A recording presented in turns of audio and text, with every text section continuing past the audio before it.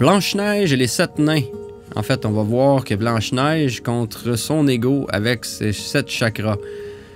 Hein, comme on peut voir, toujours la reine qui maîtrise en haut. Hein? Blanche-Neige et ses 7 nains. C'est pas... en fait, on va faire le lien avec le Kundalini, encore une fois, parce que tout est relié à ça. La méditation intérieure, mais j'ai trouvé un article ici en anglais que je trouve intéressant, que je vais juste traduire. La reine méchante, ben, elle représente l'ego, hein? Ce qui conduit notre ego dans notre psyché. C'est comme notre... c'est notre shadow self, un peu ce qu'il faut travailler, hein, qui est là pour comme garder le contrôle, là, toujours de de ce qui se passe. C'est la reine. En fait, c'est ça qu'il faut vaincre dans la vie pour comme se libérer un peu de l'ego, c'est pas que c'est mauvais, mais c'est que c'est un mécanisme de défense, si on veut, qui nous a appris, qui nous a amené jusqu'ici, mais qu'à un moment donné, il faut comme passer à autre chose, il faut le nettoyer, il faut comprendre, puis le transcender. Elle représente tout ça, ces peurs-là, tous les mécanismes de défense, là, de déni, de peur, elle va distorsionner tout ce qu'il y a pour comme garder le contrôle. Nos 7 nains, nos 7 chakras, ben, c'est évident.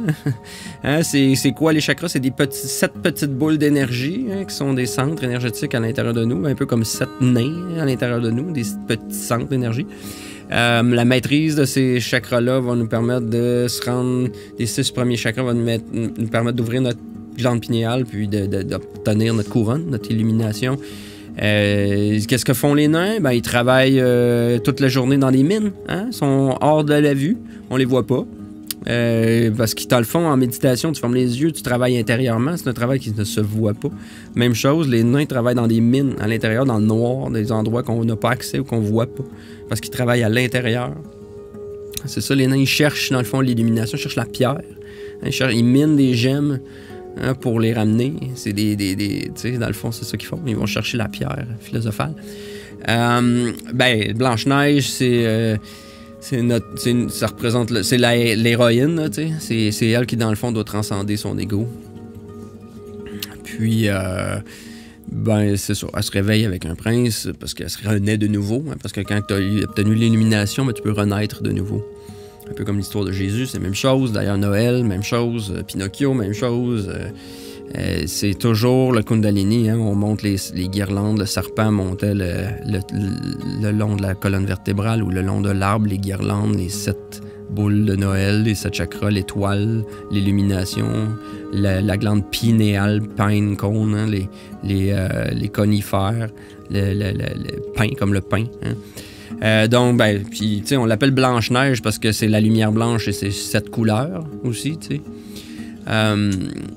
Encore une fois, on le voit dans l'imagerie, là, ici, là, toujours en arrière d'elle, hein. C'est quoi c'est la reine, son shadow self, là, dans le fond, qui possède la couronne à sa place. Puis qui se fait séduire par la connaissance, hein, du bon et du mal, un peu comme les serpents, pommes. C'est des histoires qu'on connaît, on a déjà vu. Les 7 chakras, hein, qu'on monte. Puis encore de l'imagerie un petit peu. Encore la pomme. Hein? Ouais. La tentation d'Ève. Encore une fois ici, la reine qui contrôle. C'est elle un peu la maître si on veut, la maître de cérémonie. C'est elle qui est la master of puppets. la maître des marionnettes. Tant qu'on ne l'a pas transcendé, c'est pas nous qui est vraiment le maître de notre vie, mais c'est notre shadow self.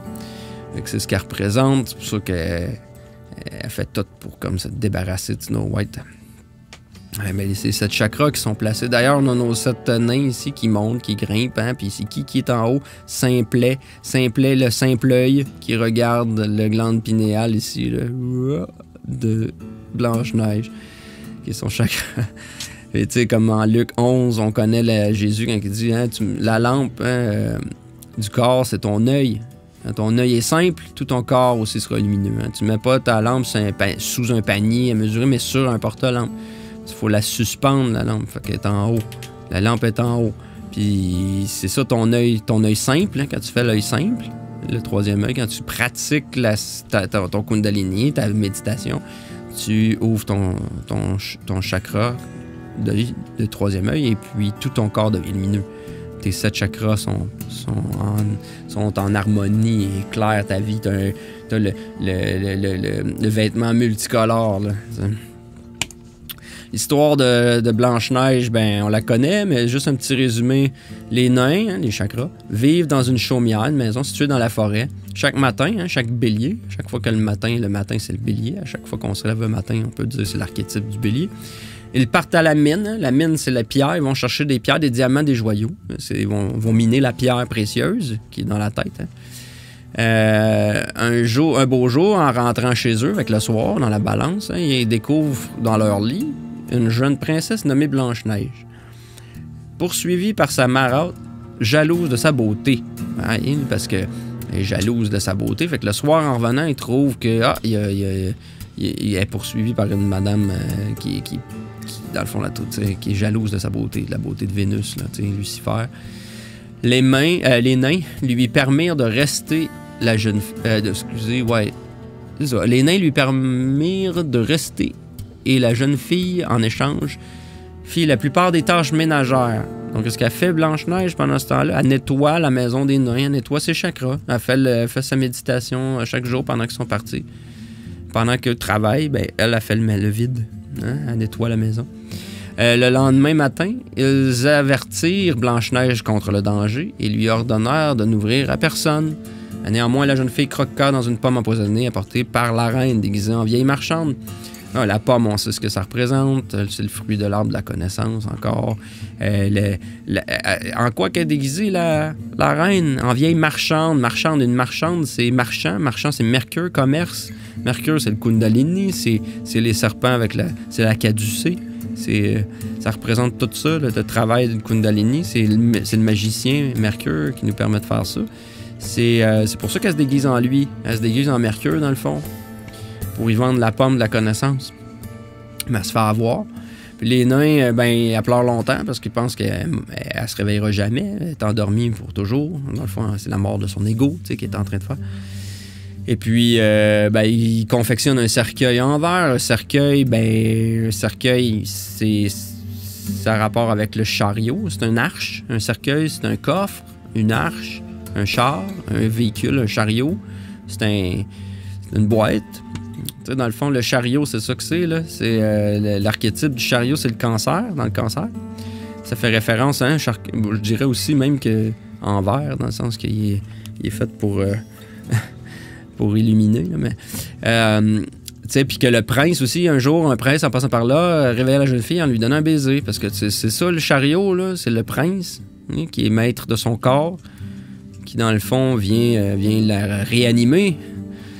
Puis là, elle est née de nouveau grâce à l'illumination du prince. Fait que, après ça, on, comme toujours, vivre dans un château, pour toujours heureux et plein d'enfants. Fait que ça, c'est sûr, t'es prospère après parce que t'as fait ton Kundalini, t'es de plus en plus prospère.